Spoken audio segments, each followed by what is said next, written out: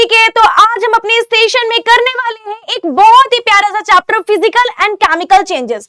अब ये जो चैप्टर है हमें चेंजेस के बारे में बताता है। ये आपने ऑलरेडी पढ़ा था कि फिजिकल चेंजेस क्या होते हैं, केमिकल चेंजेस क्या होते हैं, तो पढ़ लिया है क्योंकि, तो इसीलिए आज हम लोग रिवीजन करेंगे इस चैप्टर का, और वो भी 15 मिनट में। तो ये जो सेशन आपके काम आएगा जब आप एग्जाम से 2-3 घंटे पहले रिवाइज कर रहे होगे, एक दिन पहले रिवाइज कर रहे होगे ना, तो बहुत ही ज्यादा काम आएगा। या फिर आपके काम आ सकता है अभी भी, जब आप पूरा चैप्टर पढ़ चुके हो, बस आपको अब गो थ्रू करना है क्योंकि आप प्रैक्टिस करने जा रहे हो क्वेश्चंस की।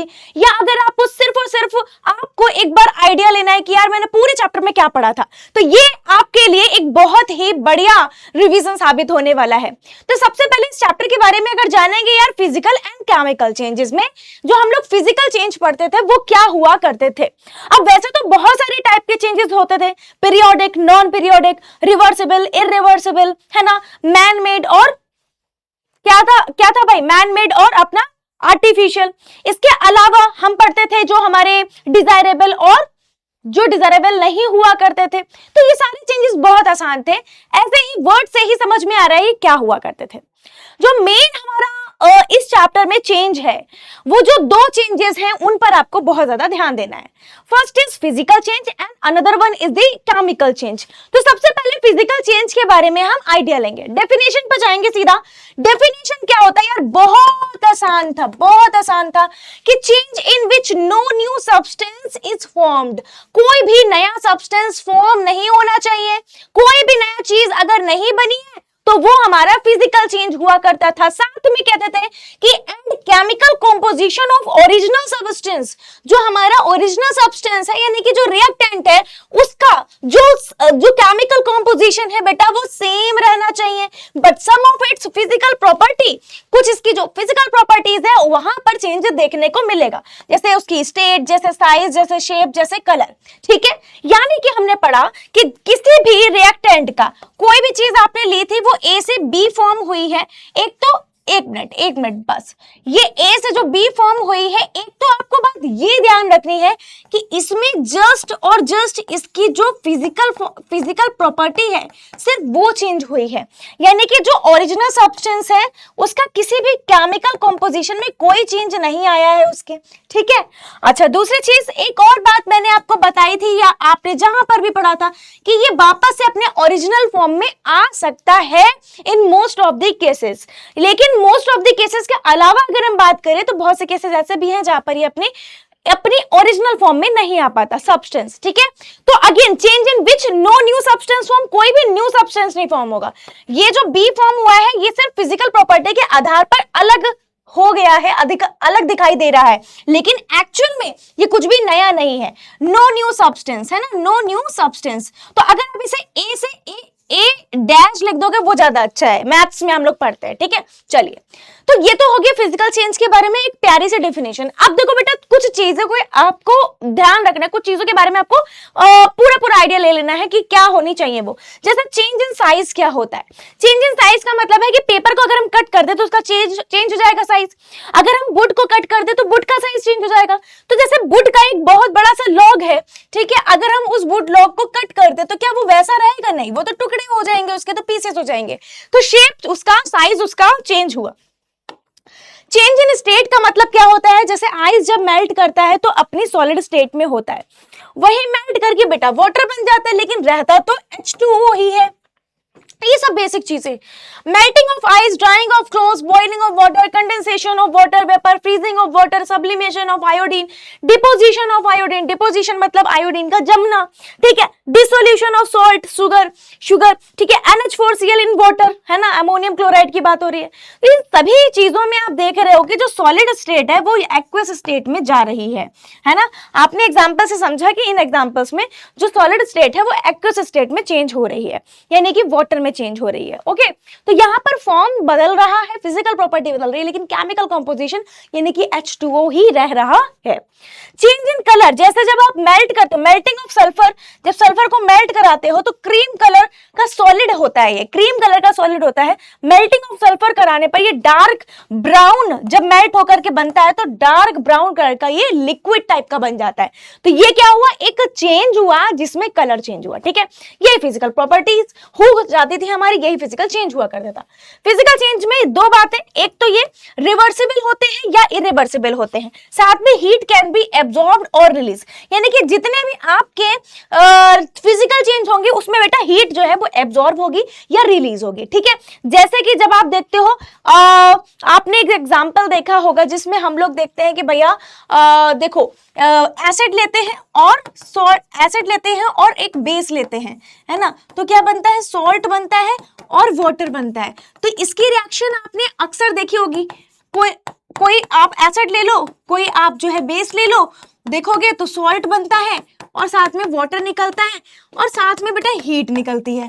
तो हीट यहाँ पर निकल रही है यानी कि हीट रिलीज हो रही है। ऐसे ही कई सारी ऐसी रिएक्शन है जिसमें हीट जो है इवॉल्व होती है, जैसे कि बेटा H2, जैसे कि बेटा आपका CaCO3 जब इसका डिकम्पोजिशन कराया जाता है तो हीट प्रोवाइड कराई जाती है, तब ये अपने जो सिंपलर फॉर्म है उसमें चेंज हो जाता है, तो कार्बन डाइऑक्साइड वगैरह वगैरह गैसेस निकलती हैं। तो कहने का मतलब ये है कि ये आपके जो रिएक्शंस हैं, इन रिएक्शंस में आपने ये देखा कि जो आपकी हीट है वो निकल रही है, रिलीज हो रही है या एब्जॉर्ब हो रही है। साथ में रिवर्सिबल और रिवर्सिबल का क्या फंडा है, इरिवर्सिबल का मतलब है एक बार जो बन गया वो अब वापस से अपनी ओरिजिनल फॉर्म में नहीं आ सकता, that is called the irreversible, बताया था। और रिवर्सिबल क्या होता है कि ए से बी बना, अब वापस से बी से ए बन सकता है, इसका साइन ये होता है। तो ए से बी जब बना तो बी से ए ना बन पाए, ऐसा कौन सा एग्जाम्पल हो सकता है, जैसे ब्रेकिंग ऑफ ग्लास, बहुत ही simple example, breaking of glass ये क्या है, उसका एक बहुत ही बढ़िया सा एग्जाम्पल हो गया। ऐसे ए टू बी बना, बी टू ए, जैसे अपना आइस ऑफ वाटर, आइस से वाटर, वाटर से आइस बन गया, है ना, मेल्टिंग ऑफ वैक्स हो गया। तो ये हमारा फिजिकल चेंज हुआ। अच्छा, मेल्टिंग ऑफ वैक्स से याद है कि जो मोमबत्ती होती है यानी कि जो कैंडल होती है उसको जब बंद कराते हैं तो उसमें फिजिकल चेंज और केमिकल चेंज दोनों के दोनों हो रहे होते हैं, ये याद रखना। क्योंकि जब बर्न होती है कैंडल तो कार्बन सूट वगैरह निकलता है, वाटर वेपर, तो that is the chemical change, क्योंकि न्यू फॉर्म हो रहा है कुछ। और मेल्टिंग ऑफ वैक्स, जो मोम का सिर्फ पिघलना होता है, that is the physical change, ठीक है। तो ये याद रखेंगे आप। आगे देखते हैं बेटा, आगे केमिकल चेंज की बात कर लेते हैं। तो केमिकल चेंज में सबसे पहले डेफिनेशन में आएंगे। डेफिनेशन क्या है बेटा, तो देखो, change in which new substance, ऐसा चेंज जिसमें न्यू सब्सटेंस फॉर्म हो जाता हो उसको हम क्या कहते हैं, केमिकल कॉम्पोजिशन उसकी चेंज हो जाती है, उसको हम कहते हैं, क्या कहते हैं कि भाई ये हमारा केमिकल चेंज है। फिर से पढ़िए, change in which new substance is formed whose chemical composition and जो प्रॉपर्टी है, केमिकल कॉम्पोजिशन और जो प्रॉपर्टी है वो भी डिफरेंट हो जाए, वो भी चेंज हो जाए, उनको हम क्या कहते हैं, उनको हम कहते हैं अपना केमिकल चेंज, है ना, different from the original substance. यानी कि जो आपने यहां पर लिया था, जैसे सपोज आपने कोई कागज है यानी कि पेपर है, पेपर को जब आप बंद करोगे बेटा तो पेपर नहीं रहेगा, पेपर से ये ऐश में कन्वर्ट हो जाएगा। वुड को जब बंद करोगे, वुड से ये आपको क्या मिलेगा, कार्बन की फॉर्म मिलेगी, है ना, कार्बन फॉर्म मिलेगी, है ना। तो ये हमारा न्यू सब्सटेंस फॉर्म हो गया जो अब अपनी ओरिजिनल स्टेट में भी नहीं आ सकता और इसका केमिकल कॉम्पोजिशन भी बेटा चेंज हो गया। तो ये हमारे क्या हो गए, ऐसे जो सब्सटेंस होते हैं, ऐसे जो चेंज होते हैं वो हमारे केमिकल चेंज बोले जाते हैं, ठीक है। इसके बाद में एग्जांपल देख लो, heating iron powder with sulphur powder, तो न्यू हमें मिलता है एक कंपाउंड। बर्निंग ऑफ वैक्स हो गया, burning of fuse and fireworks, rusting of iron, curdling of milk, ठीक है, ये सभी। और dissolution of quick lime in water, quick lime का वाटर में डिसोल्यूशन होना, तो ये सभी हमारे केमिकल चेंज है क्योंकि न्यू फॉर्म हो रहा है। In chemical change chemical reaction takes place, किसी भी केमिकल चेंज में एक केमिकल रिएक्शन जरूर होगी, या इसका उल्टा कहीं पर भी अगर केमिकल रिएक्शन हुई है मतलब कोई केमिकल चेंज हुआ है, क्योंकि उसमें होता क्या है, जो रिएक्टेंट है उससे प्रोडक्ट बनता है और प्रोडक्ट जो है बिल्कुल डिफरेंट होते हैं अपनी पहली वाली फॉर्म यानी कि रिएक्टेंट से, ठीक है। चलिए आगे देखते हैं केमिकल चेंज में क्या कैरेक्टरिस्टिक्स होती हैं। ये रिवर्सिबल होते हैं केमिकल चेंज, और कहीं कहीं पर आगे चल करके पढ़ोगे कि इरिवर्सिबल होते हैं, लेकिन मोस्टली आपको देखने को मिलेंगे ये होते हैं हमारे मोस्टली इरिवर्सिबल, ठीक है। हीट कैन बी एब्जॉर्ब्ड और रिलीज्ड, इसमें भी वही चीज है, लाइट कैन बी एब्जॉर्ब्ड और गिव आउट, है ना, लाइट जो है निकलती है और एब्जॉर्ब होती है, जैसे पटाखों का फटना, क्रैकिंग ऑफ फायर्स, तो क्रैकिंग ऑफ फायर क्रैकर्स, तो बस्टिंग ऑफ फायर क्रैकर्स, उसमें क्या होता है, जब लाइट निकलती है ना, धुआं भी निकलता है, गैसेस यानी कि निकल रही होती हैं और साथ में आवाज भी, साउंड भी आती है, तो ये एक साइन होता है, ये कुछ प्रूफ्स होते हैं कि भैया वहां पे केमिकल चेंज हुआ। Gas can be given out, gas की बात हो रही थी अभी मैंने आपको बताया, जैसे बर्निंग ऑफ फायर क्रैकर्स, ठीक है। चलिए इसके अलावा अब बात करेंगे difference between physical and chemical change, जो कि बहुत इंपॉर्टेंट है, पूछे जाते हैं।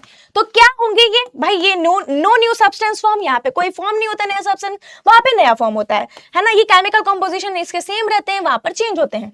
Involve change in some of the physical property, यहाँ पे फिजिकल प्रॉपर्टी में चेंज आता है, यहाँ पर केमिकल प्रॉपर्टी में चेंज आता है, एज वेल एज यहाँ पर फिजिकल में भी चेंज आता है। तो फिजिकल एंड केमिकल दोनों में चेंज आता है, ठीक है। चलिए इसके बाद बर्निंग ऑफ कैंडल, जो कि मैं पहले ही बता चुकी हूं बेटा, क्या याद रखना है कि burning of candle is example of physical and chemical change both, ठीक है। कैसे? जब हम कैंडल को बंद करते हैं तो जो सॉलिड वैक्स होती है वो मेल्ट होती है, वापस से वो फिर से ही क्या बन जाती है? वैक्स बन जाती है, पिघलती है, वैक्स बनती है, फिर पिघलती है, वैक्स बनती है, यानी कि फिजिकल चेंज।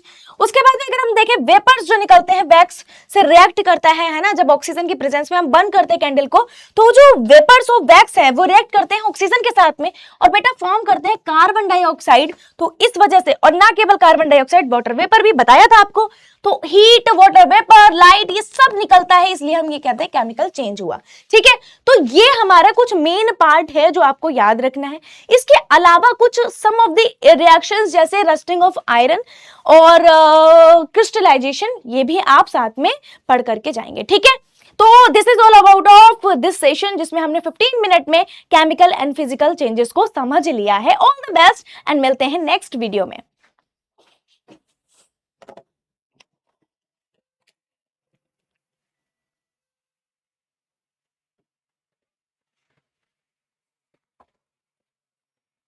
Done.